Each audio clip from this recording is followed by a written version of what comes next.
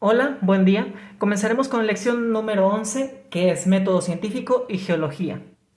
El método científico es la principal herramienta que utiliza la ciencia para analizar un fenómeno y generar conocimiento científico a partir de este.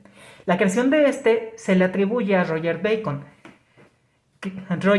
que fue un alquimista y filósofo del siglo XIII que, entre otras cosas, fue el primer europeo en registrar la fórmula y composición de la pólvora, que si bien ya era bastante conocida en China, fue el primero en Europa en registrarla. El método científico consiste de 6 partes. La primera de estas es la observación, identificar y observar un fenómeno que sucede. La segunda parte es realizarse una pregunta. ¿Qué bien podría ser? ¿Por qué pasa esto? O bien, ¿qué pasaría si? La tercera parte es la formulación de una hipótesis. Es decir, pasa esto porque esto, creo yo. O pasa esto porque no está esto. La siguiente parte es la experimentación. Se llevan a cabo experimentos respecto al fenómeno, variando algunas de las cosas, variando algunos parámetros, como digamos tiempos, concentraciones, repeticiones y demás variables. Tras realizar la experimentación, se realiza un análisis de los datos obtenidos. Terminado el análisis, entonces podemos llegar a una conclusión.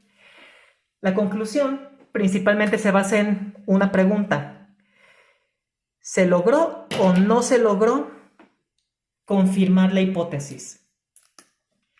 Si la hipótesis no se confirma, entonces la hipótesis se descarta y se formula una nueva. Una nueva hipótesis que se va a volver a experimentar, por la que se van a volver a analizar los datos y que va a llevar a una nueva conclusión. Mientras que, si la hipótesis resulta correcta, entonces a partir de la información obtenida se genera conocimiento. Conocimiento que pasa a ser parte de una teoría científica o bien de una ley científica si ésta se aplica para todos los casos absolutamente.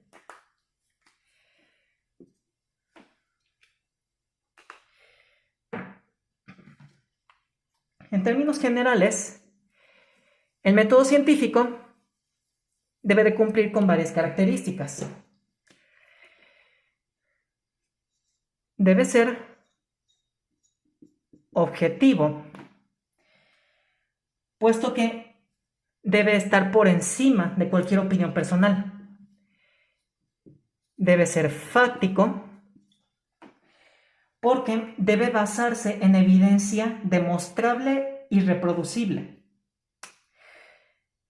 Debe ser racional, puesto que además de basarse en evidencia, también tiene que poder ser explicado con el uso de la razón, a base de puro razonamiento. Debe ser trascendente,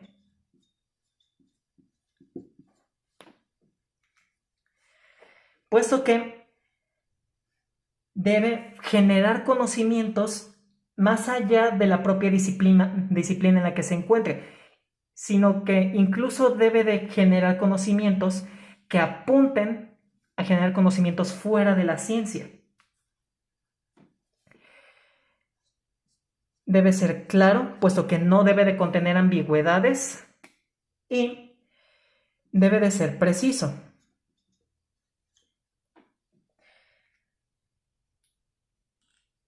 Con resultados reproducibles y repetibles.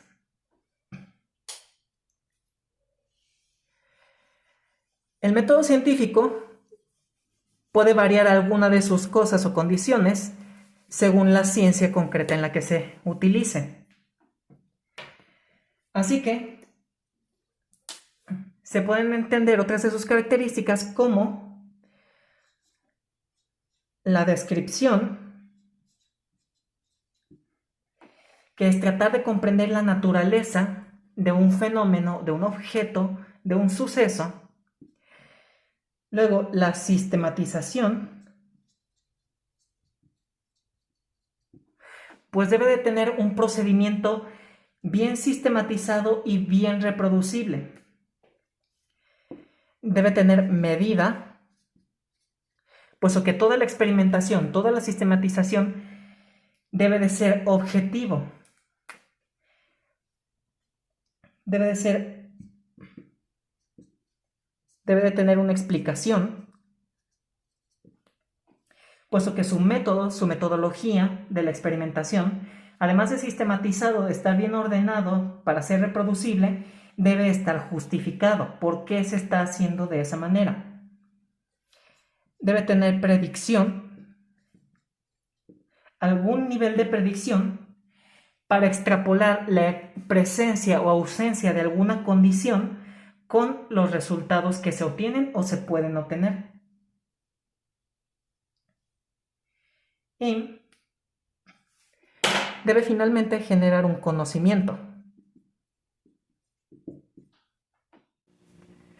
Podríamos decir de forma un tanto más informal que el método científico, como lo conocemos al día de hoy, se deriva de dos corrientes filosóficas que en su momento fueron muy opuestas: el racionalismo de René Descartes y el empirismo de John Locke. El racionalismo sostenía que el conocimiento verdadero solo podía ser generado a partir de la razón, a partir de utilizar nuestro pensamiento, la razón humana.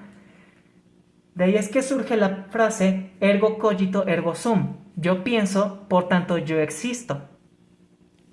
Descartes sostenía que el conocimiento no podía ser generado a partir de los sentidos o de lo que pudiéramos percibir, puesto que los sentidos podían ser engañados fácilmente. Por otra parte, el empirismo de John Locke sostenía que el conocimiento verdadero solo podía ser obtenido a través de los sentidos, lo que pudiéramos percibir como real, lo que podemos ver, lo que podemos escuchar, lo que podemos comprobar con nuestras propias manos, con nuestra propia boca, incluso con nuestros propios sentidos. Y que la razón no era realmente algo confiable.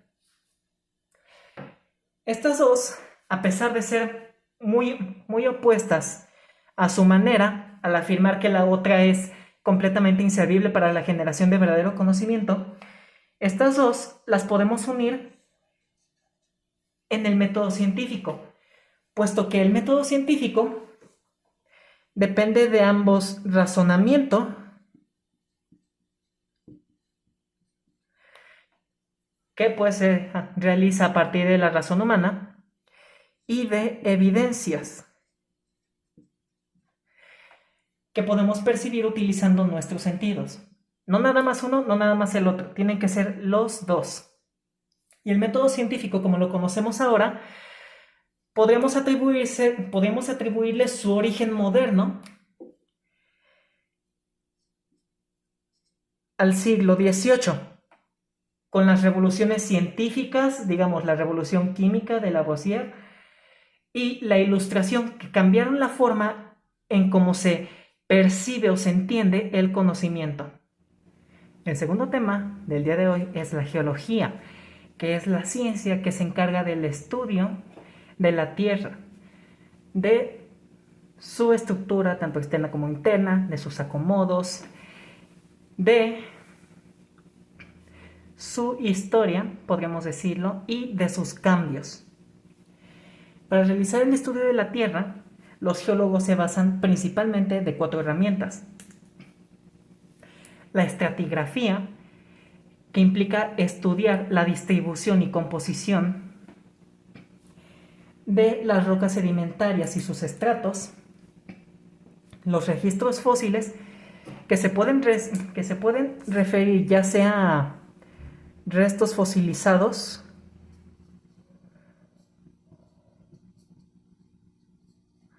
que correspondan a una época distinta a la actual. Por restos bien podrían ser, digamos, hojas, huesos, conchas, etcétera, que hayan sido atrapados en rocas, que hayan sido fosilizados o que de alguna manera hayan permanecido y sobrevivido al paso del tiempo. En el segundo caso, puede ser a manera de impresiones, que serían las marcas que pudo haber dejado un animal, un insecto o incluso una planta sobre el medio que lo rodea. Bien podría ser sobre el lodo que eventualmente solidificó y se convirtió en piedra, impresiones que hayan quedado de nuevo sobre rocas, etc. La tercera herramienta es la datación radioactiva, que implica en detectar las cantidades que tenga, las cantidades de un isótopo radioactivo que tenga una muestra en relación con las cantidades del producto del decaimiento de ese isótopo. Y por último, los núcleos de hielo, que pueden ser encontrados en glaciares o en zonas polares, que generalmente incluyen encerrados entre partes de hielo, muestras de agua o en fin muestras biológicas o muestras de agua que contengan muestras biológicas que provengan de un tiempo diferente al actual. Expandiendo un poco las cosas respecto a la datación radioactiva, se utilizan muchísimos tipos. El más conocido es la datación por carbono 14, que se mide por el decaimiento del carbono 14, que es radioactivo, hacia nitrógeno 14. Esta sirve principalmente para muestras orgánicas y puede puede ser utilizada para medir la edad de una muestra orgánica de hasta 50.000 años de antigüedad. Hay quien dice por ahí que por los límites de detección de este tipo de análisis, entonces es falsa que la edad de la Tierra sea o no sea un número que digan. Y lo único que hay que decir es que existen bastantes más maneras de datación radioactiva. Carbono 14 es para muestras orgánicas, mientras que otras dataciones, como la datación uranio-plomo, sirven para datar rocas. La datación samario-neodimio es principalmente para datar meteoritos. La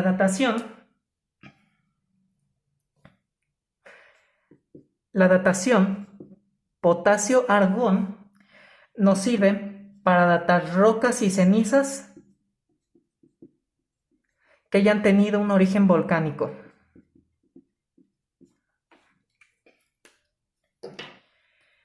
Luego, la datación rubidio-estroncio nos puede ser útil para datar minerales. Y por último, otra de las que se usa, la datación uranio-torio, nos sirve para medir la edad de depósitos que contengan carbonatos, como bien puede ser roca sedimentaria en el fondo del mar o muestras de algunos fósiles de conchas u otros animales marinos principalmente. Y realmente la que se utiliza para afirmar que la Tierra tiene 4.600 millones de años de antigüedad, es esta de aquí, la datación uranio-plomo, puesto que es la que tiene un periodo de desintegración más largo. Esto es, que al uranio le toma mucho tiempo liberar radiación y convertirse todo en plomo. Pasa por bastantes pasos para llegar hasta el plomo. Así que el tiempo neto entre todos los decaimientos, entre todos los pasos que tiene que pasar para llegar desde uranio hasta plomo, es lo suficientemente largo como para datar rocas antiguas, de 1 millón a casi 4.700 millones de años de antigüedad. con el uso de varias de las herramientas de la geología, más concretamente la estratigráfica y el análisis de datos obtenidos por fenómenos sísmicos o volcánicos, es posible determinar que la estructura de la Tierra se divide en 4 capas: la corteza, el manto, el núcleo externo y el núcleo interno. La corteza es la parte más exterior del planeta Tierra en cuanto refiere a la parte sólida. Para la atmósfera ya hay otras capas distintas. La corteza tiene una muy grande variación en su composición, pero principalmente algunos de los elementos que más contiene son el silicio y el oxígeno. El oxígeno, puesto que entre los dos forman óxidos de silicio.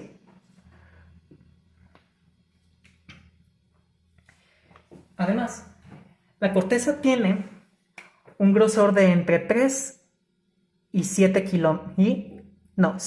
kilómetros. Este grosor varía mucho, puesto que depende del lugar de la Tierra, del lugar de la corteza donde nos encontremos. En las dorsales oceánicas puede ser de 3, mientras que en las cordilleras más altas, digamos Alpes, Andes, Kilimanjaro, etc., sí puede ser de 70. En segundo lugar tenemos el manto, que es la capa más gruesa de la Tierra, puesto que tiene un grosor de, lo vamos a poner acá, aproximadamente 2.880 kilómetros. El manto está formado principalmente por compuestos del silicio, ya sean óxidos, sales y demás. Y además es más rico en hierro y en magnesio que la corteza. La composición del manto sí es fácilmente averiguable, puesto que podemos obtenerla a partir de evidencia volcánica.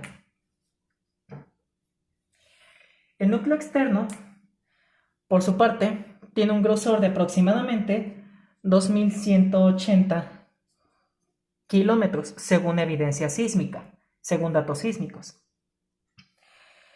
Mientras que el núcleo interno, de nuevo según evidencia y datos sísmicos, tiene en este caso un radio, porque es la capa interna,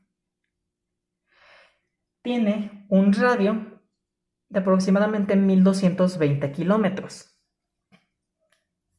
No se conoce a ciencia cierta la composición del núcleo externo y el núcleo interno, pero existen estimaciones, existen hipótesis de que podrían estar compuestos principalmente de hierro y níquel, aunque realmente no hay manera, al menos todavía, de probar esta hipótesis, ya que no podemos obtener una muestra directa del núcleo para realizarle un análisis químico. Además, el núcleo externo se considera semisólido y el núcleo interno se considera completamente sólido, principalmente por tener toda la presión encima de las otras 3 capas. Utilizando la geología y el estudio de la Tierra, podemos dividir a la edad de la Tierra en 4 eras geológicas: el precámbrico, el paleozoico, el mesozoico y el cenozoico. El precámbrico es la edad de la Tierra más antigua que se considera, y se considera que abarca desde hace 4.600 millones de años, que es lo que se estima con la datación uranio-plomo, que es la edad de las rocas más antiguas, y por tanto se atribuye esta edad a la formación de la Tierra hasta aproximadamente 500 millones de años, que es de donde se tienen los primeros fósiles que indican vida, los primeros fósiles de formas de vida. No se sabe mucho de esta era geológica. La gran mayoría de lo que se sabe es únicamente por datación. Así que, en su mayoría, en su mayoría, lo que se sabe son conjeturas. Podemos asumir, de hecho, que es en esta era, en el Precámbrico, que se formó la Luna, que se formaron los mares y posiblemente que se formó la capa de ozono. Además, se cree que fue en esta era en la que comenzó la vida en la Tierra, ya sea por panspermia, ya sea por evolución, pero se cree que en esta época fue en que comenzó la vida en la Tierra con la aparición de bacterias, que después dieron forma a otras diferentes formas de vida, como bien podrían ser protozoarios y más adelante peces. El Paleozoico es la segunda era geológica, que se diferencia del Precámbrico, porque de esta hay bastantita más información, puesto que esta se caracteriza por la gran presencia y variedad en formas de vida. Principalmente eso se atribuye a la llamada explosión de la vida del Cámbrico, que sucedió con la gran variabilidad, con la gran diversidad de formas de vida que había en los mares en el Cámbrico. Encontramos gran diversidad de fósiles que provienen de esta época. Además, esta está dividida en un total de 6 épocas, podríamos decir: el Cámbrico, el Ordovícico, el Silúrico, el Devónico, el Carbonífero y el Pérmico. Por evidencia fósil obtenida y eventualmente también datada con el uso de las técnicas de datación radioactiva que revisamos hace un momento, es que podríamos atribuir a esta era geológica el surgimiento de los anfibios, el paso de las plantas de los mares hacia tierra firme, el paso también de los insectos de los mares a tierra firme. Ya se hizo mención, pero pues vamos en orden. El cambio de peces a anfibios, el cambio de anfibios a reptiles y probablemente incluso el surgimiento de los primeros mamíferos.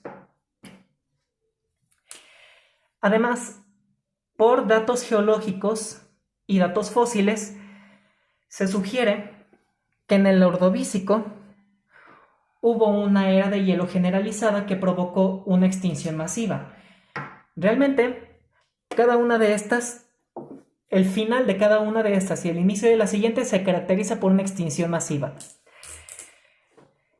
El Cámbrico comenzó con mencionamos hace un momento, la llamada explosión de la vida, y termina con una extinción masiva. El Ordovícico se le atribuye que hubo una extinción masiva causada por una era de hielo. El Silúrico termina por extinción masiva. Devónico se dice que termina por extinción masiva. Carbonífero igualmente. Y el Pérmico terminó por una extinción masiva que se considera la mayor extinción masiva en la historia del planeta, puesto que existen muchísimos récords fósiles. Se estima que más del 90% de las especies de tal era geológica se extinguieron al final del Pérmico. Y las sobrevivientes fueron las que sentarían las bases para dominar el Mesozoico. La siguiente era geológica, mencionamos, es el Mesozoico, que se caracteriza principalmente por la presencia y dominio de dinosaurios. De los dinosaurios. Y esta era se divide en los periodos Triásico, Jurásico y Cretáceo.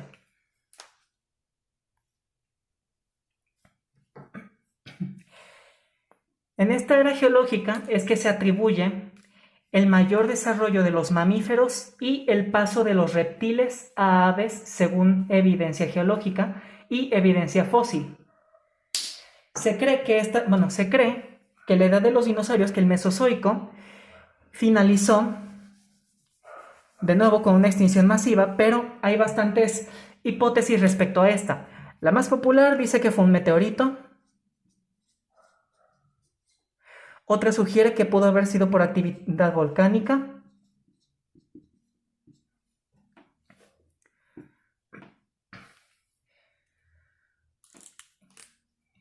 Otra sugiere que pudo ser por actividad sísmica. Otra sugiere que pudo haber una nueva era de hielo.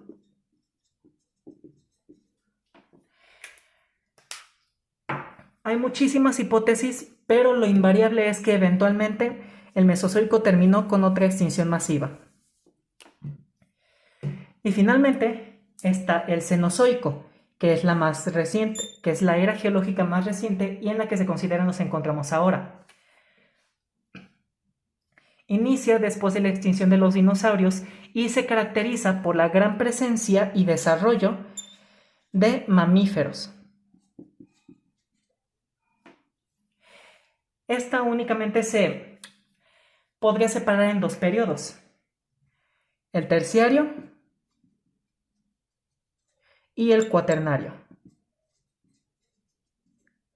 Y se considera que nos encontramos en el cuaternario.